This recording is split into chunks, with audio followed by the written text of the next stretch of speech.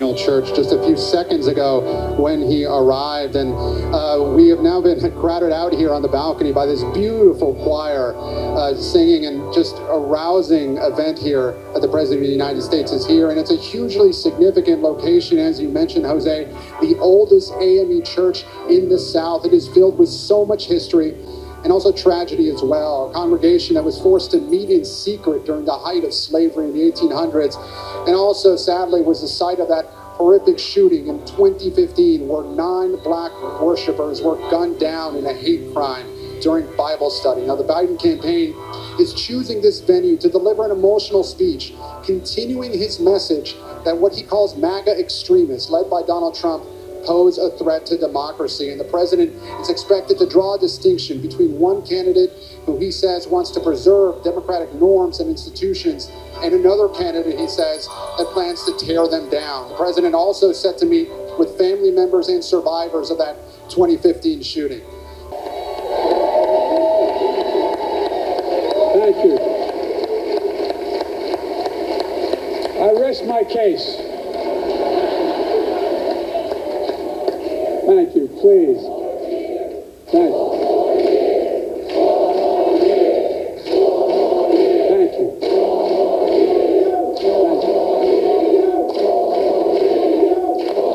Thank you. Thank you. Thank you.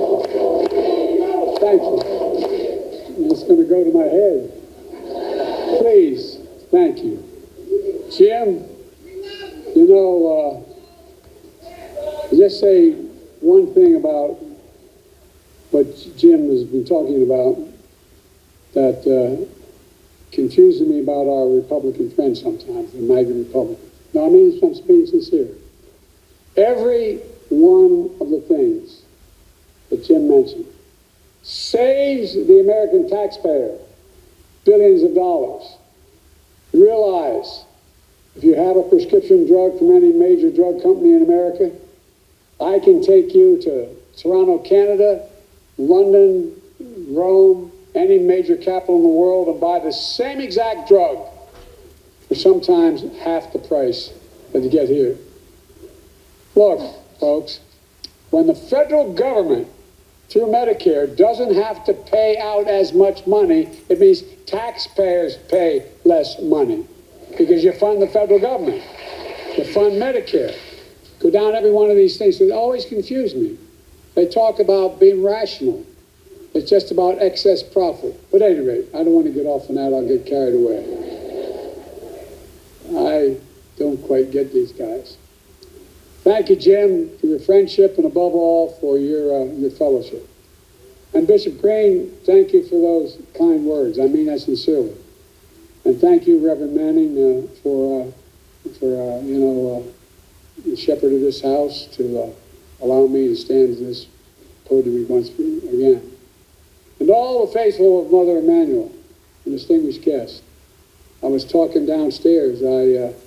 I've spent more time in the Bethel AME Church in Wilmington, Delaware than I have than most people I know, black or white, have spent in that church.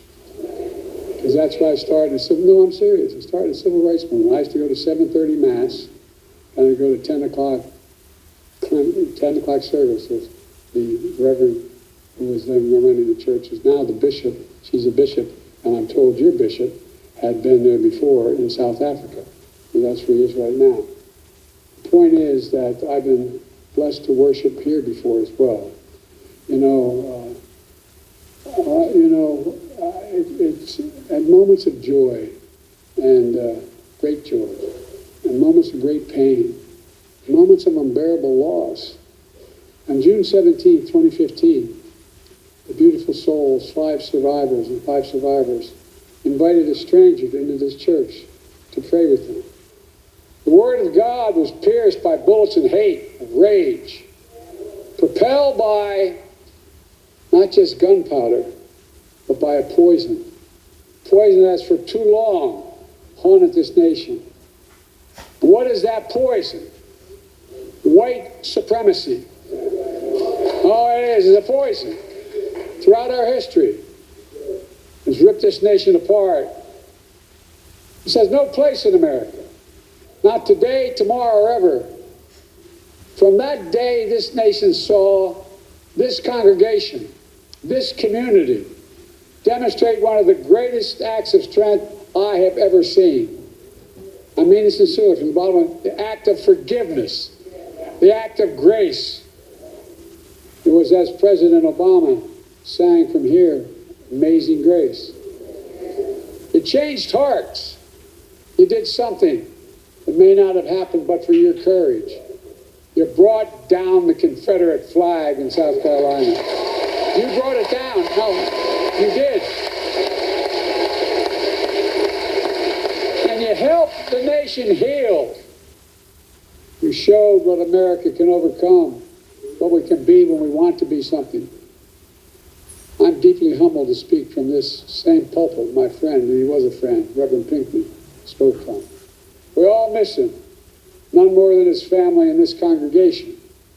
But just as all the families of the Emanuel Nine miss the pieces of their soul that they lost that day, we also have been together at moments of unbearable loss for my family. 2 days after the service of Reverend Pinckney, my son and I, my surviving son and I came back. My family worshiped with you. Here's Sunday service to show our solidarity. But my family also needed to be healed. We didn't even realize how badly. Just 22 days before we had buried my son Bo, a veteran exposed and died because of those burn pits in Iraq for a year. We were in more pain than we knew. We came here to offer comfort, to receive comfort from you. No, I'm serious. As I listened in the pews, spent time with the families, visited Reverend Pinckney's office, visited the memorial for the victims outside, I grew stronger. My son, my family grew stronger. We prayed together. We grieved together. We found hope together, for real. For real. And it reminds me that through our pain, each of us must find purpose. For me, that purpose was to live a life worthy of my son Bo, and I mean it sincerely. For you, that purpose is for the lives worthy of loved ones lost, to make them proud. So many of you were there for us during that loss, including my dear friend Jim and Emily Clapper. Miss Emily, I miss. People of deep faith. Jim, a great public servant, the best friend you could ever have. Jim, I'm thinking of Emily today. We've talked about it downstairs a little bit. I know you do every single solitary day. She was special. And that bond you shared was something to behold. As many of you know, Jim is a teacher and a student of history. He knows the power of history. He knows the power of truth and the power of lies. He knows what happens when people are allowed to whitewash history, erase history, bury history. He knows what the Bible teaches.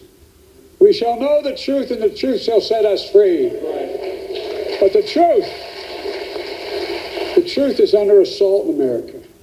As a consequence, so is our freedom, our democracy, our very country, because without the truth, there's no light. Without light, there's no path from this darkness. If you really care about the lives lost here, you should honor the lives lost and call for a ceasefire in Palestine. Ceasefire now! Ceasefire now! That's all right. That's all right. That's all right. That's all right.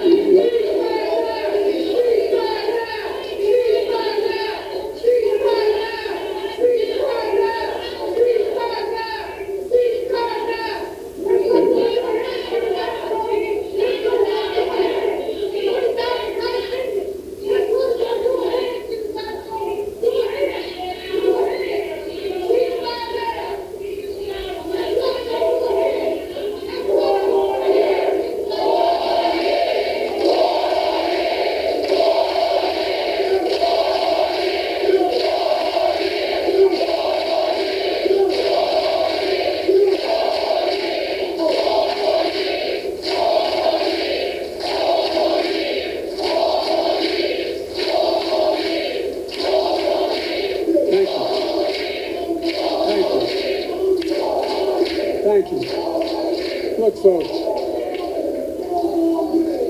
I understand their passion, and I've been quietly working with the Israeli government to get them to reduce and significantly get out of Gaza, using all that I can to do.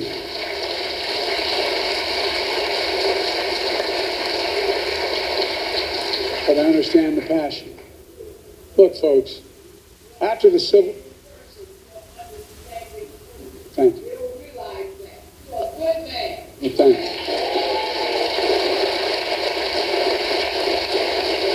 Look,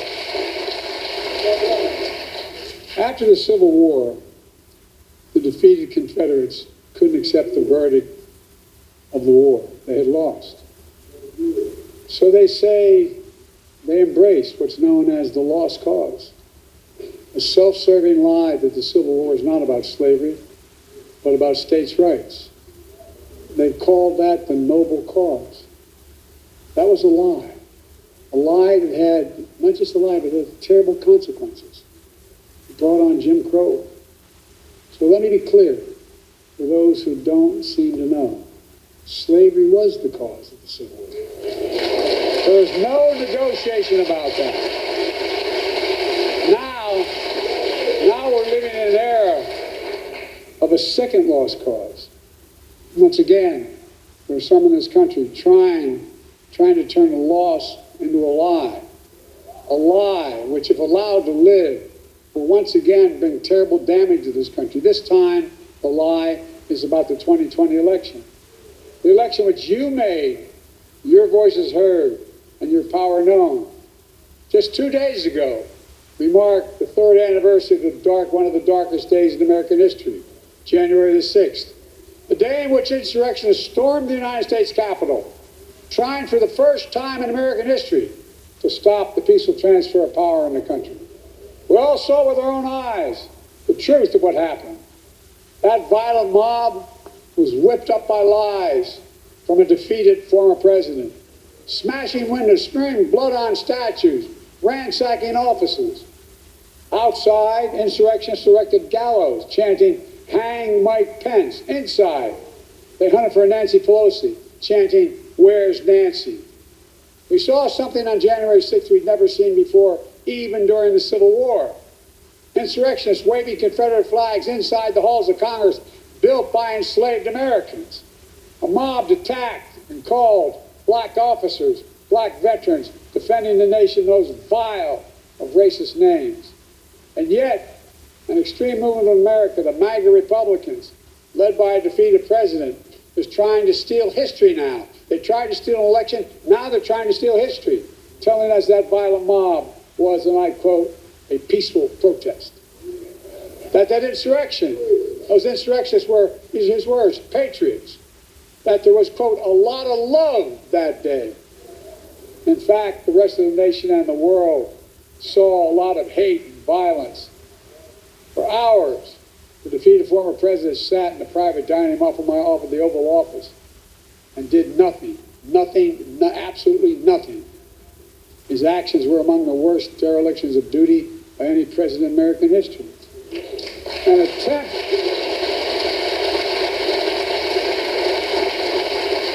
attempt to overturn a free and fair election by force and violence. Let me say what others cannot. We must reject political violence in America. Always, not sometimes, always. It's never appropriate. The violence of January 6th was an extension of an old playbook from the threats and violence and intimidation. In Atlanta, Georgia, two brave black women, mother and daughter, Ruby Freeman and Shay Moss, they had their lives upended just doing their jobs. Menacing calls, death threats, forcing them to literally flee their homes. Those pushing the big lie have a conspiracy theory among conspiracy theories that outweighs them all. That there's what, but here's the fact. There's where we don't have facts. Their whole theory has no facts, has no proof, has no evidence. That's why time and again they lost in every court of law that challenged the results. 60 losses in courts of America. There's one thing they don't have. They don't have respect for the 81 million people who voted the other way, voted for my candidacy, and voted to end the presidency. In their world, these Americans, including you, don't count. But that's not the real world. That's not democracy. That's not America. In America, we all count. In America, we witness to serve all those who, in fact, participate. And losers are taught to concede when they lose. He's a loser.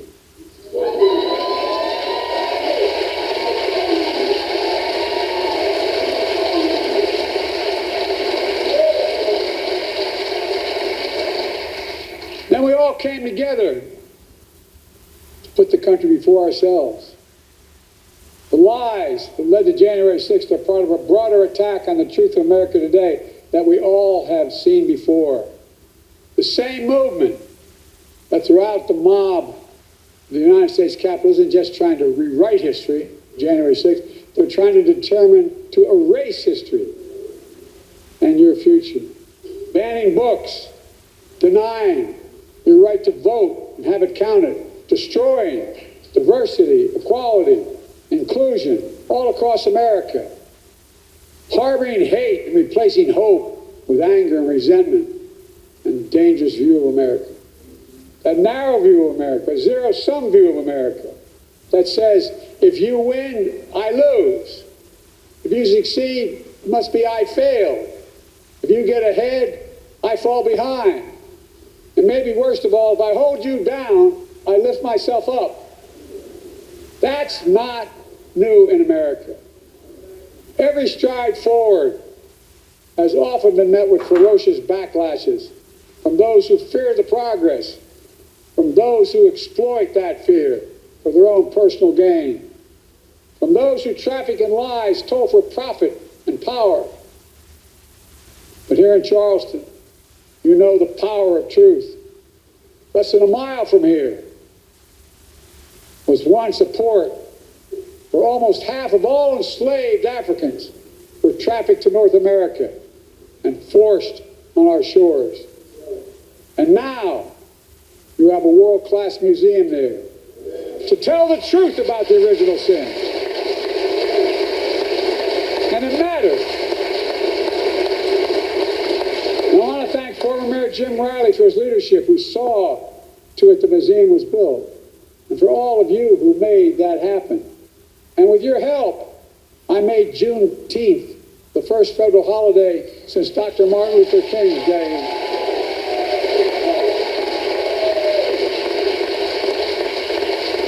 This worked. Why? Because the truth matters.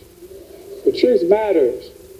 With your help, we established the National Monument in honor of Mamie and Emmett Till. Because we heard Mrs. Till's call, the mother of a 14-year-old son who was lynched and whose body was mutilated. But the mother insisted on an open casket at his funeral because she said, let the world see what I saw. The truth matters. It always matters. We can't just choose to learn what we want to know and not what we should know. We should know the good, the bad, the truth of who we are. That's what great nations do, and we're a great nation, the greatest of all nations. We're not perfect, but at our best, we learn from our past and we look to the future. A nation continuously striving to be a more perfect union. I'm here to speak to another truth. It's because of this congregation and the black community of South Carolina, and not an exaggeration, and Jim Clyburn, that I stand here today as your president, because of all of you. That's a fact. That's a fact.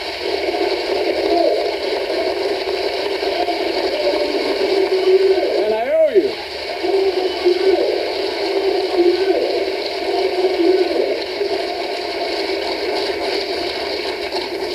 And I've done my best to honor your trust. That means rejecting the small, narrow, cramped view of America, as well as lifting up a bigger and broader view of America that holds that if you do well, I do well. We all do well. We all do well if every race and background in small towns and big cities is doing better. When our freedoms are protected and we deny hate as a safe harbor where everyone has a fair shot at a life of dignity and opportunity, and where our democracy works for everybody. It benefits everybody. I don't get these guys. Everybody does better. Even those folks who disagree with us. I'm keeping my commitment to you. That's the America we're building together. Instead of erasing history, we're making history. And it starts with the administration I said my administration would look like America and taps into our full talents and strengths as a nation. Starting with our incredible Vice President, Kamala Harris. When we came to office, the country was in the depth of a pandemic, which we lost over 1,200,000 people. So we moved heaven and earth to get the country vaccinated, saving countless lives. When the economy on the brink, we sent $1,400 checks into the pockets of people who were hurting badly, keep them going. I said we'd invest in all of America, and we are. The results are clear. Over 14 million new jobs, a record economic growth, the lowest inflation rate of any major economy in the world. But we have more to do. We see this progress for all Americans, with the lowest black unemployment rate recorded in a long, long time. More black Americans have health insurance than ever, bringing peace of mind and dignity to their lives. I remember when I was a kid, we lived in a 3-bedroom house with 4 kids and a grandpa living with us. And my headboard in my room was up against a little split level home. We weren't poor, we sure weren't worth it was. And I remember really one night hearing my dad restless because the headboard was along my headboard on the other side of the wall. I asked my mom the next morning, I said, "What's the matter with Dad?" She said, "Honey, his employer just told her they're dropping health insurance." What that does is deprive a man and a woman of their dignity. How do you look at your child and say, "I can't cover you, I can't take care of you"? And now, as Jim pointed out, I won't go into it like I wasn't going to because he said it better. Instead of about an average of $400 a month for insulin for seniors with diabetes, we're now paying $35 a month. By the way, we're still making a profit 3 times. It costs $10 to make it. I've been trying to take on, as a couple of you in the audience know, for my entire career at Big Pharma. Finally beat them. Finally.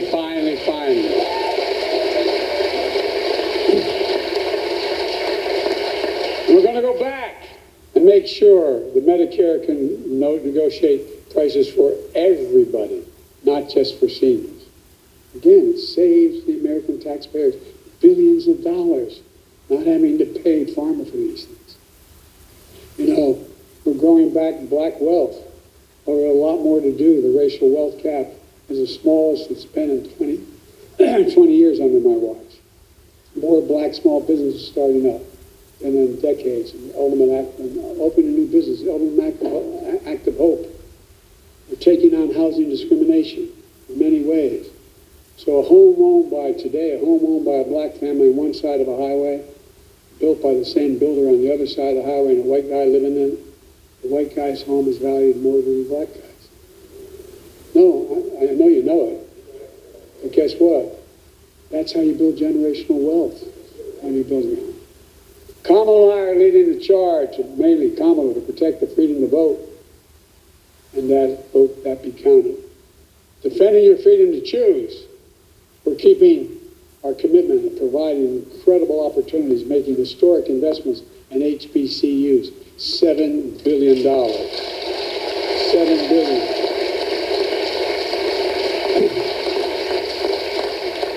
They're just as good as other universities. Just only that they don't have the billionaire contributors.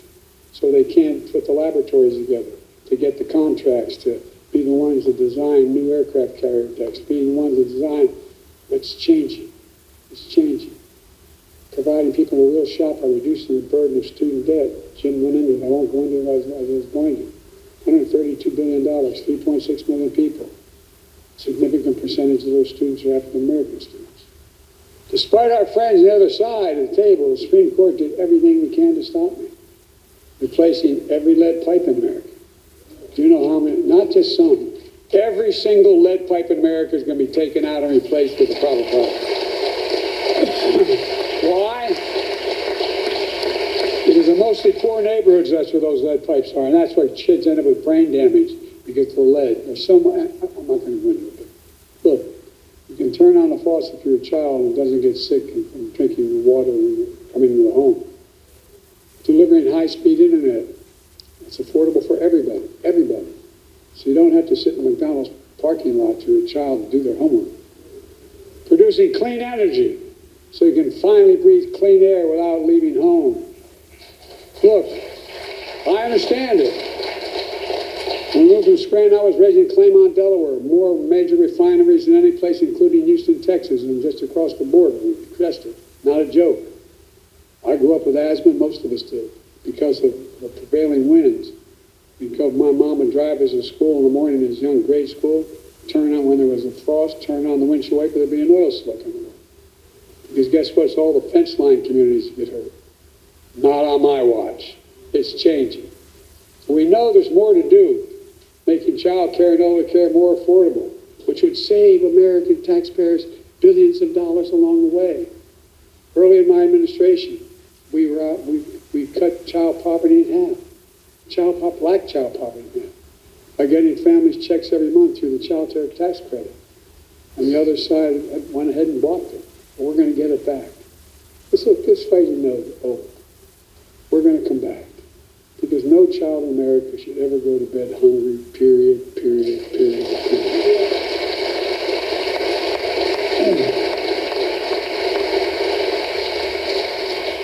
After the historic movement for justice in the summer of 2020, I signed the most significant police reform executive order in history. We didn't get the law passed, but guess what? I did it by executive order, significant part. But now Congress has to step up and ask and do what I did and make it a law of the land. Just a few days ago, the defeated former president was asked about the recent shooting in Iowa. Did you hear this one? It's hard to believe. You know what his response was? All those kids dead? We have to get over it.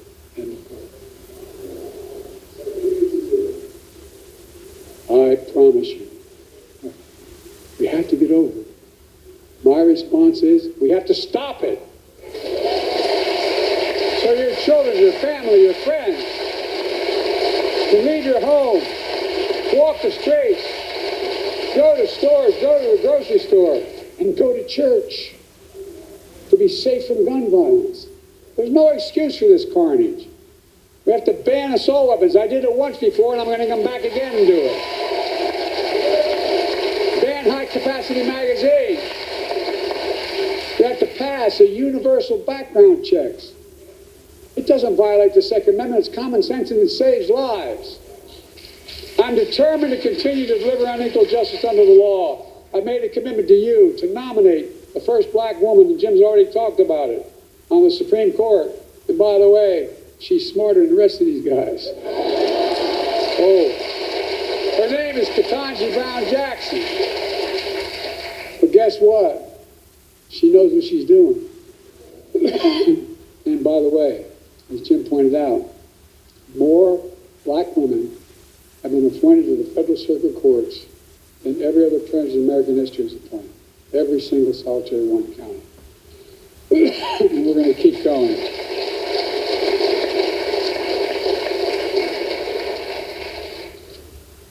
Look, I want to make it clear. You all made this possible. Because of your voice was heard in shaping your destiny.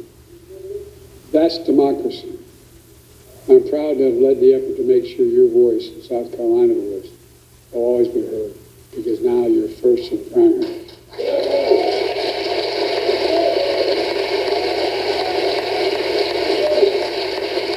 Look, our North Star as a nation is the very idea of American, an idea At once the most simple and most powerful idea in the history of the world. That's not hyperbole, in fact. The idea is this: we're all created in the image of God equally. We deserve to be treated equally throughout our lives. That covets a covenant we made with each other, a covenant we've never fully lived up to, but we never fully walked away from either. And faith and history teach us that however dark the night, joy cometh in the morning.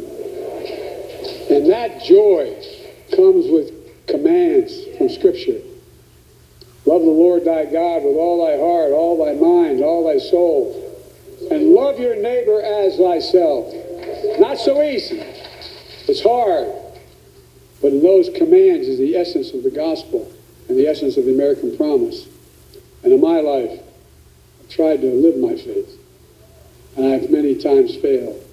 But I've learned, as many of you might have learned in your path as well, we're all imperfect beings.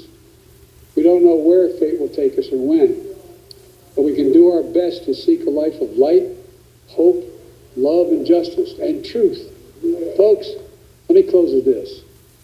Denmark Vesey arrived in Charleston enslaved. One of too many from the distant shores, wrenched on a painful journey, not to a promised land, but to a land that promised to deprive them of freedom. But even though they arrived in a land with a life and rife of pain and persecution, they still believed they had promise. And the black church kept them moving. They had faith. They found Scripture. Faith is the substance of things hoped for, evidence of things not seen. Vesey had his kind of faith. He became a carpenter and a movement leader, concerned with the least among us. That's why he helped found this very church 200 years ago. Only 40 years after the Declaration of Independence. And this church, your church now, the black church, has come to symbolize the faith and this purpose, to bear witness to those who are suffering, to bring the good news of a future to come, to follow its mission, to be the light in the pathway of darkness. That's patriotism. That's patriotism. To love something so much, you make it better no matter the struggle. A patriotism that inspired generation before us to believe that in America we can do and be anything we want to be. In our time, there's still the old ghost of new garments. We all need to rise to meet the moment. And the moment is now. Folks, my fellow Americans, this is a time of choosing. So let us choose the truth. Let us choose America. I know we can do it together, and as the gospel song sings, we've come too far from where we started. Nobody told me the road would be easy. I don't believe he brought me this far to leave me. My fellow Americans, I don't think the good Lord brought us this far to leave us behind. May God bless you all, and may God protect our troops.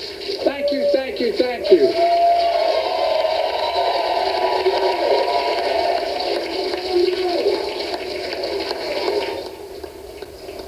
And as we approach 15 past the hour, we continue in South Carolina, where President Biden, you saw it, just wrapped up a speech about the fragility of the American democracy and the threat of political violence at Mother Emanuel Church.